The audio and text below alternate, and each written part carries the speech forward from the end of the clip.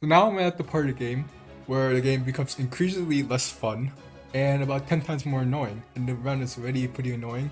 So, in order to minimize that kind of like hair ripping experience, I obviously did the prep from last time where I got Izana to a good enough level. I got Vantage, Life and Death, autos, and replicate.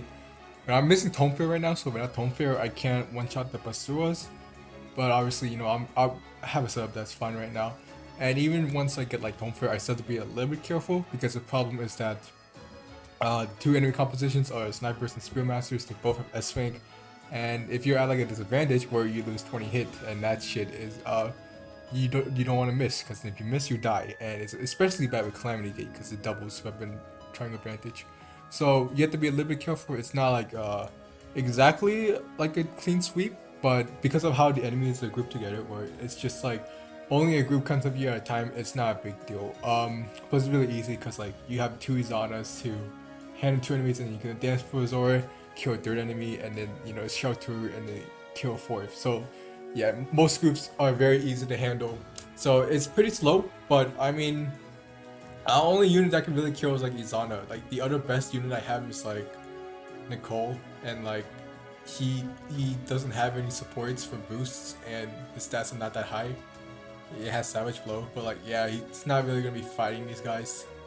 He doesn't really have the stats for that, so if I want to reliably kill them, I just have to use Izana for everything. So yeah, like I said, I just prepped. Like last map, I just spent so much time prepping to get reliable kills. And once I get Tone Fair, I'll be able to just handle all the enemies on the map, except the ones dual strike, like dual paired, because obviously you can't dual strike when an enemy is paired up. But I can handle that fine.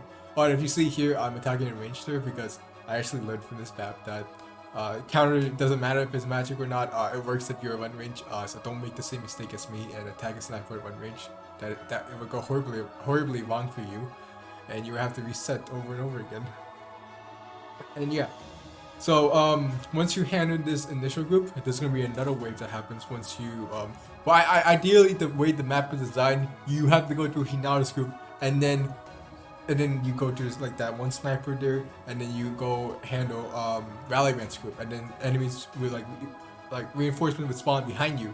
But those reinforcements only spawn when you engage with Rally Man's squad. So ideally, you just want to engage with his squad before doing all of that crap, so that like if I spawn it here in this direction, then I could just handle it just fine.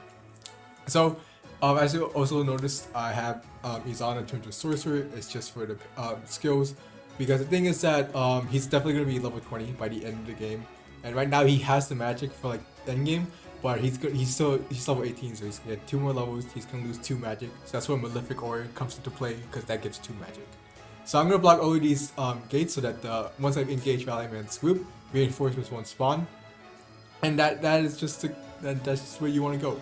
So here I'm just gonna just set up and bait the guys with range, and there goes Rally Man. I mean, he's technically a faceless generic, so I can't capture him. So I mean, it's fine. I mean, like Rally Man is kind of overrated. Like his name is not even Rally Man. It's like some Japanese name. So like I don't understand the hype too much. But yeah, now it's just those guys that I initially like.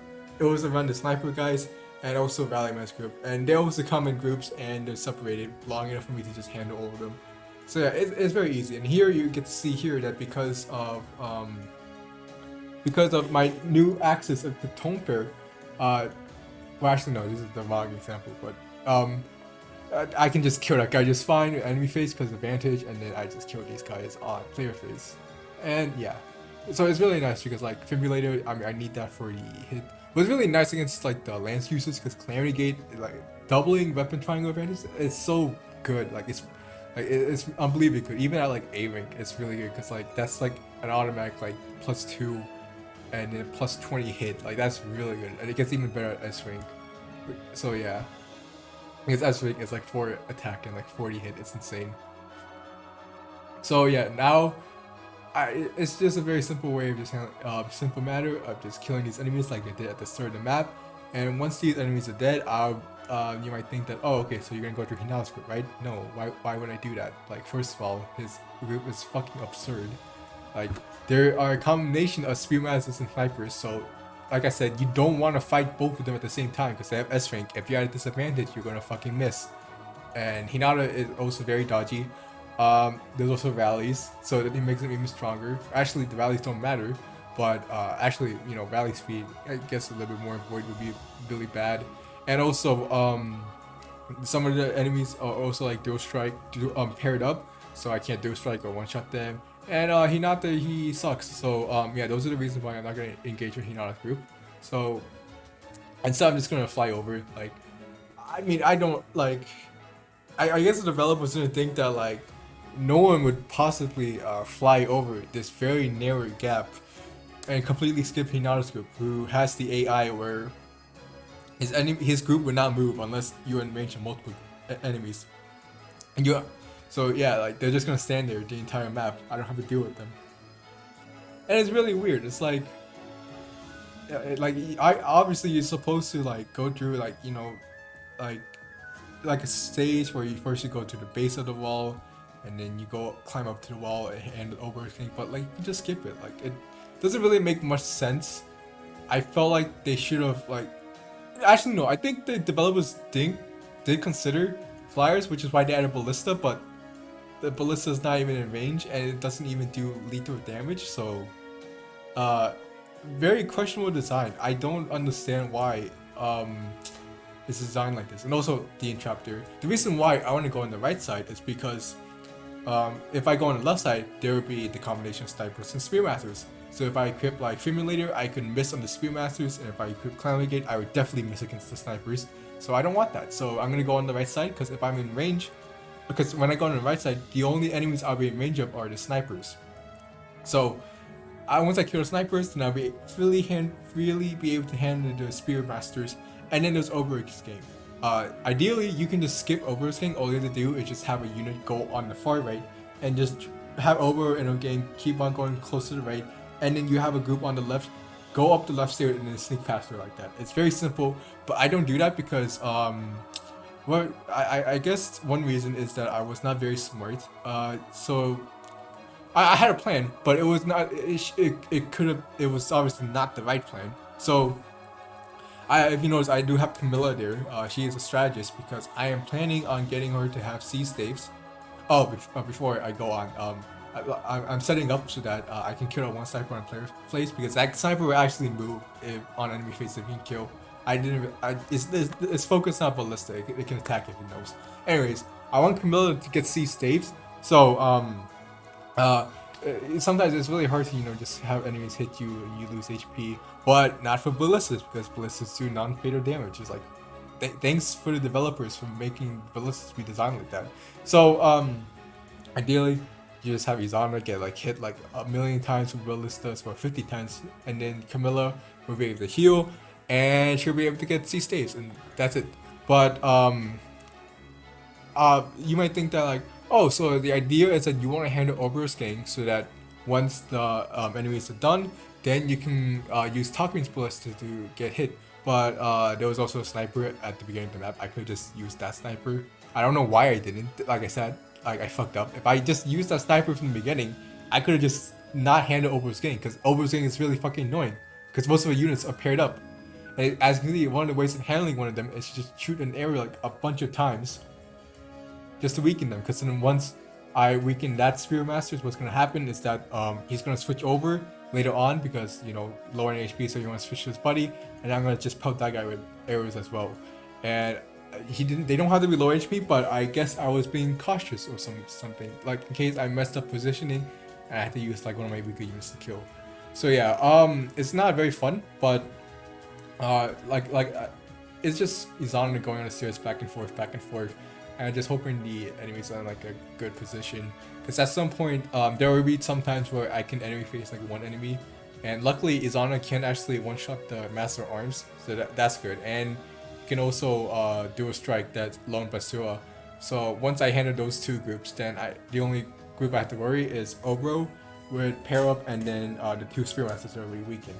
And because of like Basura is having tomes and Obro doesn't, I can just stand in the range of like where the Pursuer would attack, and because but the Berserker would be paired up. I can't kill a dual strike, so I could just heal with Izana.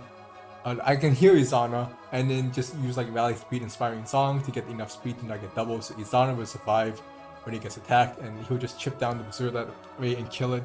And then it's just, you know, a matter of just like getting, just killing the rest of the amount of player phase. You know, Obro and the two Spear Masters, they have nothing against Calamity Gate.